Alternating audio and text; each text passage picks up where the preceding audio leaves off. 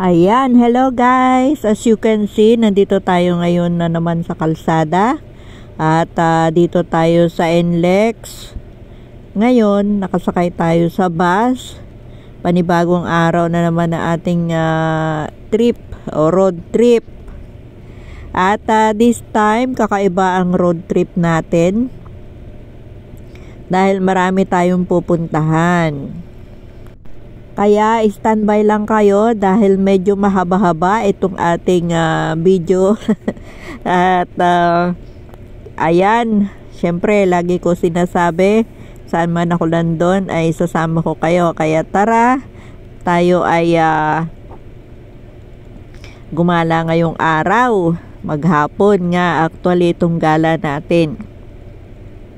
So yan, bago tayo magpatuloy sa mga bago dito sa atin channel ay subscribe po kayo at isama nyo na ang bell icon dyan para lagi kayong notified sa ating mga gala o lagi kayong updated. So ngayon may time po tayo, 15 minutes po tayo.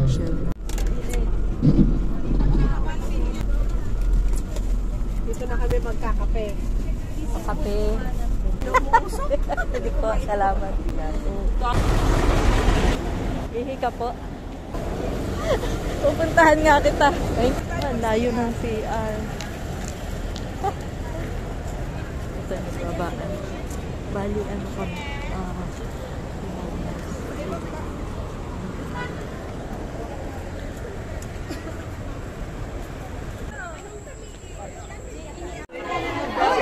Kami ng pila.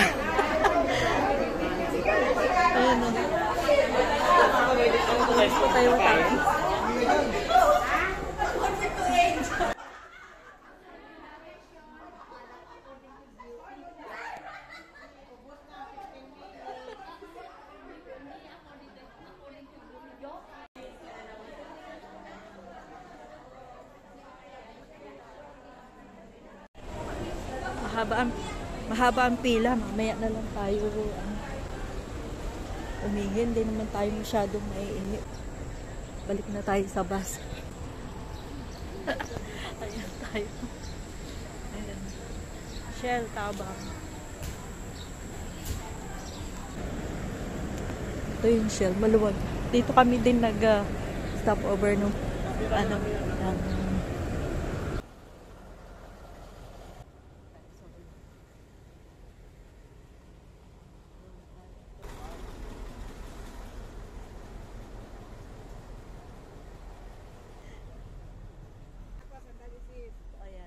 ang haba ng pila.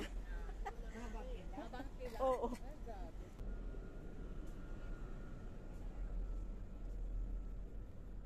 So, ito pala yung ating baon. Kasi ito, in-order lang natin. Tingnan natin. Wow. Chicken, rice, at fish ata ito. In-order lang natin dun sa kasama natin po. Oo, meron. Kaya, saging. Kaya, ito, orange. Bread. Kaya, mga baon namin. Kasi ito yung aming minute na tubig. Itong tubig. Ito yung, ayan, sarap. Pati ka natutulog. Puyat kasi to nagka-out lang sa trabaho ng 5 AM. Abol lang kami dito sa bus dahil 5 ang alis.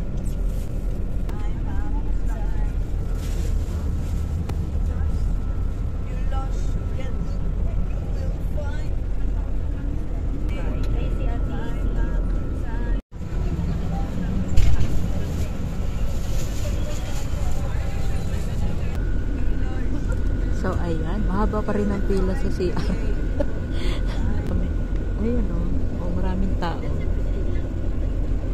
Kala ko kami lang na dito sa mga bus na ito nag-cause ng pila na maraming So marami ng biyahero. Uy, ang haba ng pila sa ano, take out ng Jollibee. May mga ano rin pala dito. Tourist bus. So yun siguro yung nag-cause ng pila doon din sa Simarkat. Long way to go. Mga ano pa siguro 1.5 or 2 hours yung biyahe bago tayo makarating na first stop natin, yung simbahan na dito San Fernando. So ayun, katapos lang natin nag-stopover sa may Tabang, Bulacan, party ng Bulacan yan. At tuloy ang biyahe. So ngayon, meron kasi tayong pilgrimage. Ayan, kaya marami kami magkakasama. Bali 5 puno yung 5 bus. So ayan, ay pupunta tayo sa mga simbahan dito sa may Pampanga. At ang huli ay sa Subic, Zambales. So ayan, stay tuned kayo, sama kayo sa amin at tingnan natin kung anong mga itsura nitong mga simbahan. Yung first stop natin ay dito sa may Metropolitan Cathedral. Dito na yon sa may San Fernando. So nandito na tayo San Fernando, ilang minuto na lang at makakarating na tayo. Kakaiba nga itong ano natin dahil puro simbahan pupuntahan natin. At marami, hindi lang isa. Bali, second time na natin na sumama sa ganitong pilgrimage. Yung first time, matagal na yon, hindi pa yata tayo nagbablog nun. So, ito yung first time na may vlog natin, yung pilgrimage. Masaya ang sumali sa ganitong pilgrimage dahil bukod sa magkakilala kayo na magkakasama ay marami kayong pupuntahan at iba-ibang lugar, hindi lang yung isa. So parang nag-tour na rin tayo. Ang kakaiba nga lang ay mga simbahan itong ating mga pupuntahan, hindi mga beach o kung saan pa man. Kung kayo ay curious sa mga itsura ng mga simbahan sa iba-ibang lugar, ay yun, pwede kayong sumama sa mga pilgrimage. So ayan, nandito na tayo at ito na yung Metropolitan Cathedral dito sa Pampanga, San Fernando, Pampanga.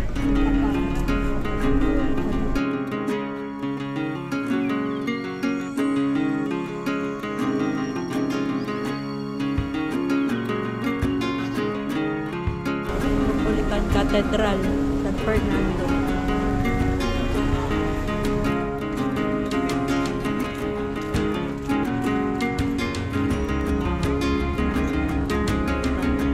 Ito ay cathedral.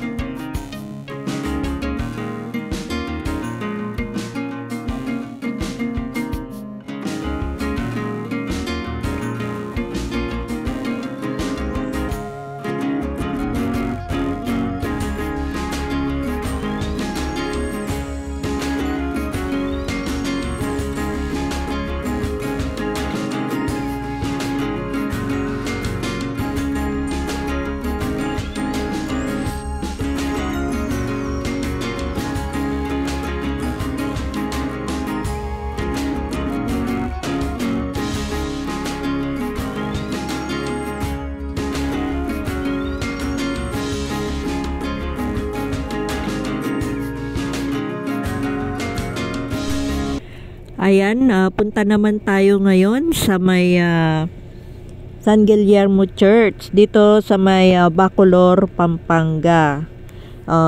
Mga siguro 30 minutes ang travel at so pinaiksi na natin. Nandito na tayo. So ito yung San Guillermo Church.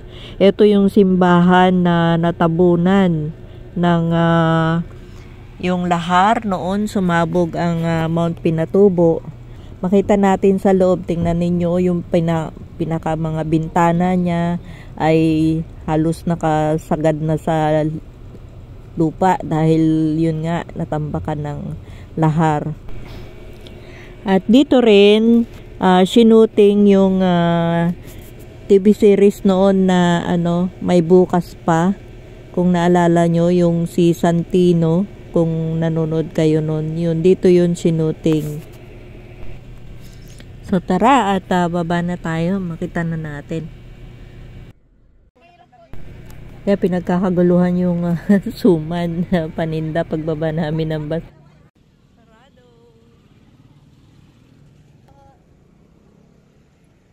Yan.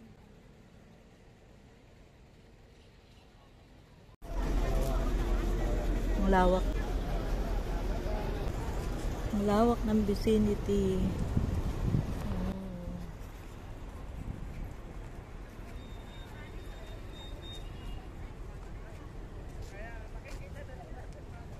Ito na, picture tayo na.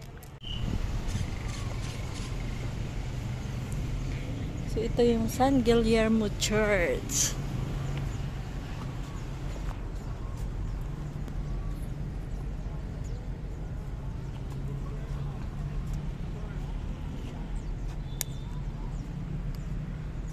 Gusto mo akyat tayo doon? Tower Bell. Pala, ganda. Dati parang baka may ikakasot. Oh, yun nga. Ganyan naman.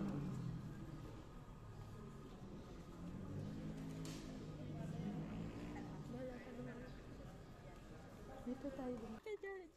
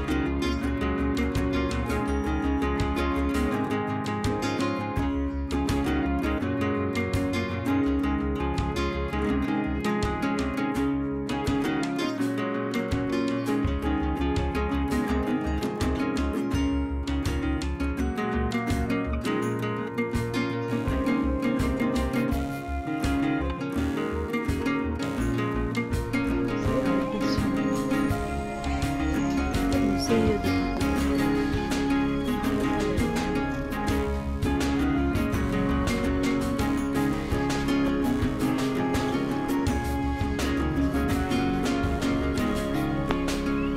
Ay, bawal mag-film. Hindi natin alam eh. Ito yung CR.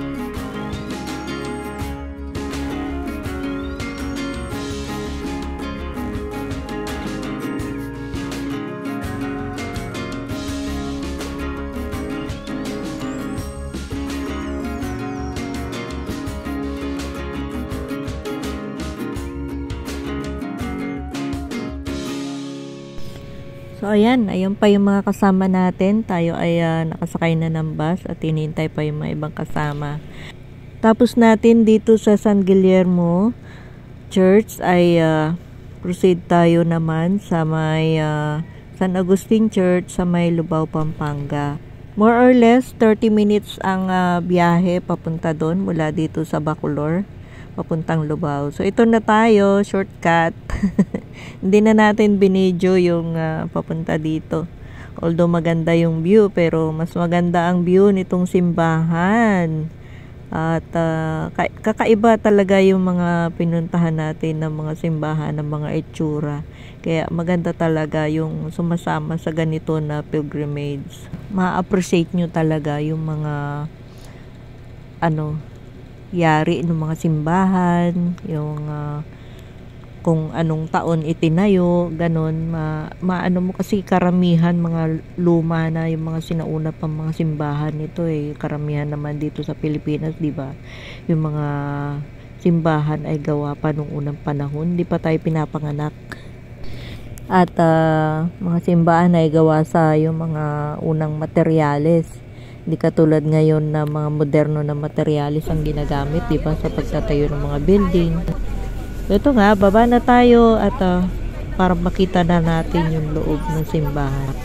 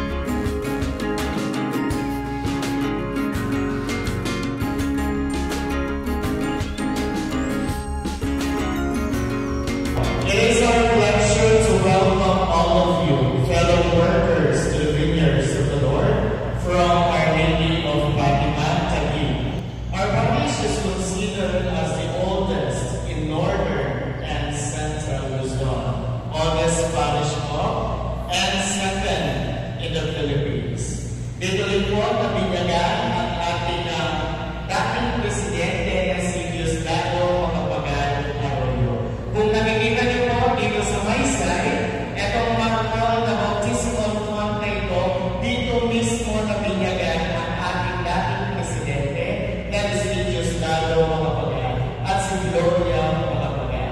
Okay po? Kaya ngayon, ginagamit namin siya sa pagbabaptize dahil we are hoping and praying as soon as years na nalipas, isang muli na presidente ang magagaling dito sa lugar. Kalapit bahay lang po natin ang kanilang bahay. Isang bakod lang, nandyan po ang kanilang bahay. Sina, ang bahay po ni Gloria Macapagal Arroyo, tapos ang bahay naman po ni Mr. Diosdado Macapagal ay doon po sa may side. Siguro nadaanan nyo kung doon po kayo dumaan sa may 7-Eleven. Okay po? And it is declared as important cultural property by the National Museum last 2013. It is an honor and pride to welcome you to the oldest